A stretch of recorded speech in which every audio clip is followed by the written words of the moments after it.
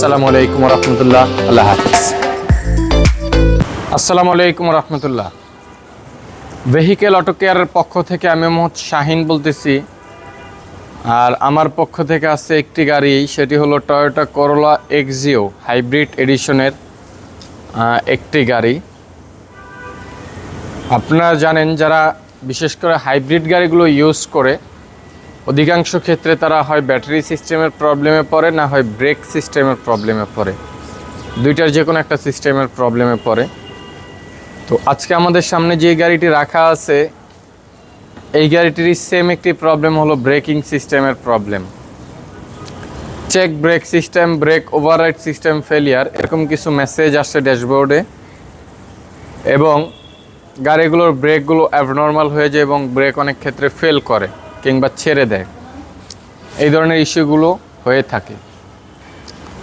আজকে আমরা যে বিষয়টা নিয়ে আলোচনা করতেছি, আমরা ইতিমধ্যে আপনাদেরকে দেখাইছি যে আমরা এগুলোর ব্রেকিং সিস্টেম চেঞ্জ করে থাকি, হাইব্রিড ব্যাটারির কাজ করে থাকি। আজকের এই ভিডিওটা হলো ভিন্ন রকম, যে গাড়িগুলোর ব্রেকিং সিস্টেম এখন থেকে ভেহিকেল অটো কেয়ার রিপেয়ারে এক্সপার্ট, এবং এটা ট্রেন আপ করা এটার উপরে। আলহামদুলিল্লাহ, শুকর আলহামদুলিল্লাহ। আল্লাহ সুবহানাহু ওয়া তাআলার অশেষ রহমত এবং মেহেরবানিতে এই ধরনের একটা সার্ভিস আপনাদের সামনে আমরা নিয়ে আসতে পারলাম।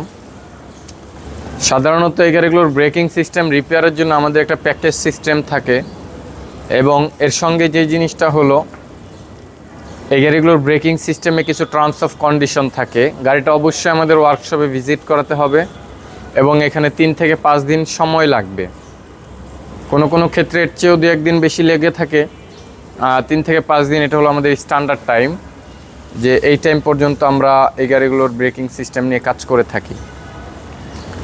আর এটা আমরা সফল, এই কাজটার ক্ষেত্রে আমরা সফল, এবং আমরা আলহামদুলিল্লাহ যেগুলোর করে দিছি, শুকর আলহামদুলিল্লাহ, টেস্ট ড্রাইভ হিসাবে ভালোই চলতেছে আলহামদুলিল্লাহ। সবই আল্লাহ তাআলার ইচ্ছা। তো যাই হোক, তার ভিতরে আজকে আপনাদেরকে আমরা এই গাড়িটিও দেখাবো যে এই গাড়িটির ব্রেকিং সিস্টেমের ইস্যুটা কীরকম ইস্যু। এই ইস্যুগুলো আজকে আপনাদেরকে আমরা দেখানোর চেষ্টা করব। তো তার জন্য সর্বপ্রথম আপনাদেরকে আমি 2-1টা বিষয় একটু ক্লিয়ার করে নেই। আমি যেই গাড়ির যেই হুড, ফ্রন্ট হুড কিংবা বনট, এটাকে উঠালাম। এইখানে হলো এটার একটি এবিএস মডিউল রাখা আছে, সেট করা আছে। আর এখানে হলো এটার একটি ব্রেক বুস্টার মডিউল সেট করা আছে, যেটাকে আমরা বলে থাকি ব্রেক অ্যাকচুয়েটর, আর ওটাকে বলে থাকি আমরা ব্রেক অ্যাকুমুলেটর। কোনো ক্ষেত্রে আমরা বাংলায় বলি এটাকে ব্রেক বুস্টার, ওটাকে বলি আমরা এবিএস পাম্প মোটর। একই জিনিস, হ্যাঁ। অ্যাসেম্বলিগুলো মোটামুটি আমাদের যেটা বলতে সহজ হয় আমরা ওইটাই বলে থাকি সাধারণত, যে যেভাবে চিনে। তো আমরা এখন আপনাদেরকে যে জিনিসটা দেখাবো সেটা হলো, আমি আগে গাড়িটার এদিকে আসো, হ্যাঁ, ক্যামেরা রোটেট কর মোর, হ্যাঁ।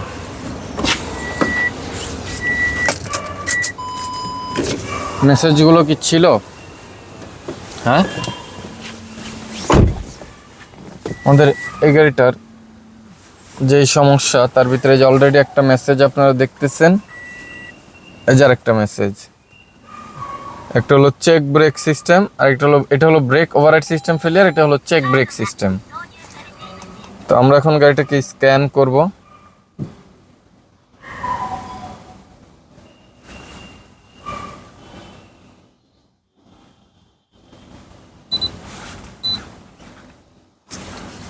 আপনাদেরকে আমি সাউন্ডটা শোনাতে পারতেছি না, কারণ ভিতরে চলে আসছি।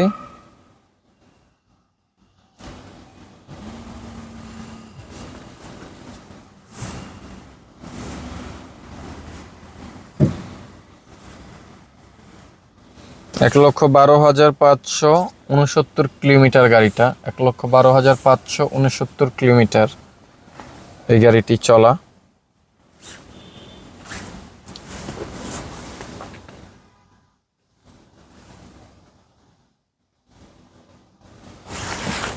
তো আমাদের এখন স্ক্যান করা হচ্ছে। আপনি খেয়াল করেন, এখানে আমাদের 2টা কোড,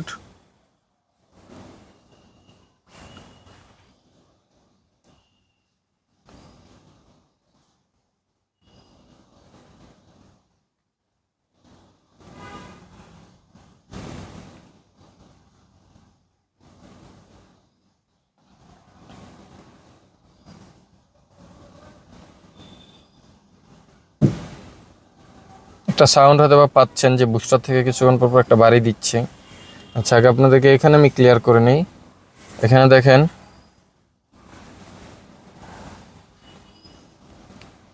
এখানে আসলে আপনার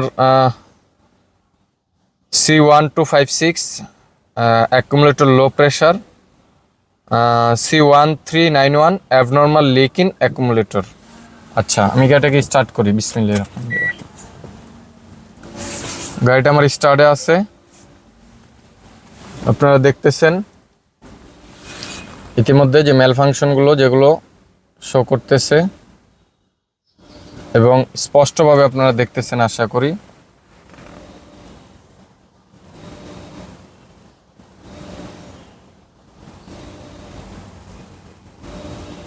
আচ্ছা, চলুন আপনাদেরকে আরেকটা বিষয় দেখাই। গাড়িটা স্টার্টে আছে,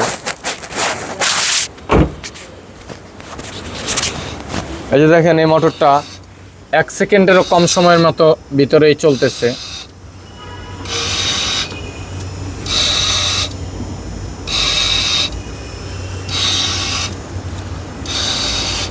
মোটরটার সাউন্ড আশা করি আপনারা পাচ্ছেন এবং এই গাড়িগুলোর ব্রেকিং সিস্টেম কাজ করা হয়েছে।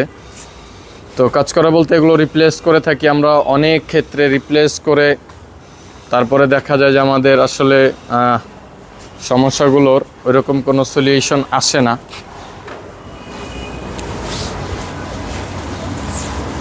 এই মাত্র কিন্তু সাউন্ডটা অফ হয়েছে, এখন আবার লং নিচ্ছে, অনেক লম্বা ও মোটর রান করতেছে।